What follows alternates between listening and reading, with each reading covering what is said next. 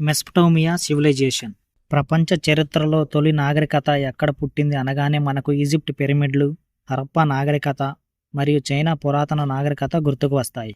కానీ ప్రపంచంలో వీటన్నిటికన్నా ముందే పుట్టిన నాగరికత ఒకటి ఉంది. అదే మెసొపొటేమియా నాగరికత. టైగ్రిస్, యూఫ్రటీస్ నదుల మధ్య ఉన్న ఈ ప్రాంతంలోనే మనిషి మొదటిసారి నగరాలను నిర్మించాడు, చట్టాలను రూపొందించాడు, రచనలను ఆవిష్కరించాడు. ఈ వీడియోలో మెసొపొటేమియా నాగరికత యొక్క పుట్టుక నుంచి పతనం వరకు పూర్తి చరిత్రను తెలుసుకుందాం. ఈ మెసొపొటేమియా నాగరికత గురించి తెలుసుకునే ముందు మన ఛానల్లో సింధు నాగరికత గురించి వీడియో చేయడం జరిగింది. ఇంట్రెస్ట్ ఉన్నవారు ఆ వీడియోను కూడా చూడండి.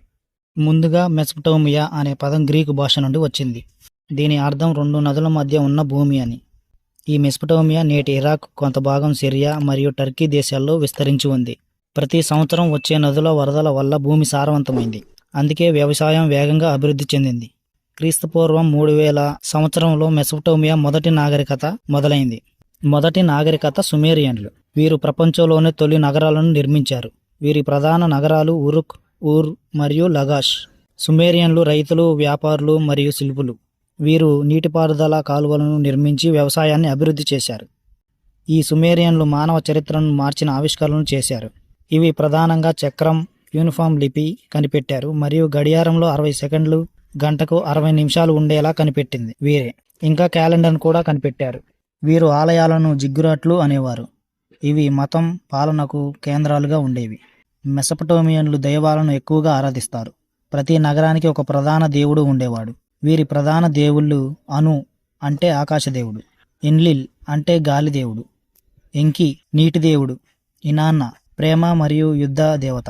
వారు దేవుళ్ల కోపానికి భయపడి జీవించేవారు. సుమేరియన్ల తర్వాత సర్గాన్ ఆఫ్ అక్కాడియన్ సామ్రాజ్యాన్ని స్థాపించాడు. ఇది ప్రపంచంలోనే మొదటి సామ్రాజ్యం. సుమేరియన్ మరియు అక్కాడియన్ సంస్కృతి కలిసిపోయింది. అక్కాడియన్ భాష విస్తరించింది. దీనిలో బాబిలోన్ నగరం ప్రముఖంగా ఎదిగింది. ప్రసిద్ధి చెందిన రాజు హమ్మురాబి. ఇతను ప్రపంచంలోనే మొదటి రాతపూర్వక చట్టాలను రూపొందించాడు. వీరు కంటికి కన్ను, పంటికి పన్ను అనే చట్టాన్ని నమ్మేవారు. ఈ చట్టం సమాజంలో క్రమశిక్షణను తీసుకువచ్చింది. వీరి తరువాత అసారియన్ సామ్రాజ్యం మొదలైంది. ఈ అసారియన్స్ శక్తివంతమైన యోధులు. వీరు రాజధానిగా నినివేను ఎంచుకున్నారు. వీరు బలమైన సైన్యం, ఆయుధాలకు ప్రసిద్ధులు.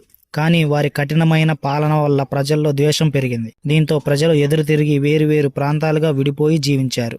దీంతో అసారియన్ సామ్రాజ్యం నిదానంగా పతనమైంది. తరువాత నియో బాబిలోన్ సామ్రాజ్యం మొదలైంది. ఇదే మెసొపొటేమియాలో సొంత ఆఖరి సామ్రాజ్యం. నియో బాబిలోన్లో బాగా నెబుకద్నెజర్ II అనబడే రాజు ప్రసిద్ధి చెందాడు. దీనిలో హ్యాంగింగ్ గార్డెన్స్ అనబడే కట్టడం బాగా ప్రసిద్ధి చెందింది. ఈ హ్యాంగింగ్ గార్డెన్ ఆఫ్ బాబిలోన్ ఒకప్పుడు ప్రపంచంలోని 7 అద్భుతాల్లో ఒకటిగా ఉండేది. ఇలా క్రమంగా యుద్ధాలు, అంతర్గత కలహాలు బాగా పెరిగాయి. పర్షియన్ రాజు సైరిస్ ద గ్రేట్ మెసొపొటేమియా మీద యుద్ధం చేసి మెసొపొటేమియాను జయించాడు. ఇది ఇలా పతనం అయ్యింది. మెసొపొటేమియా నాగరికత లేకపోతే ఈరోజు మనం ఇలా ఉండేవాళ్ళం కాదు.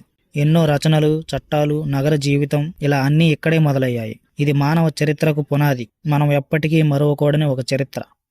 ఈ వీడియో నచ్చినట్లయితే లైక్, షేర్ అండ్ సబ్స్క్రైబ్ చేయండి.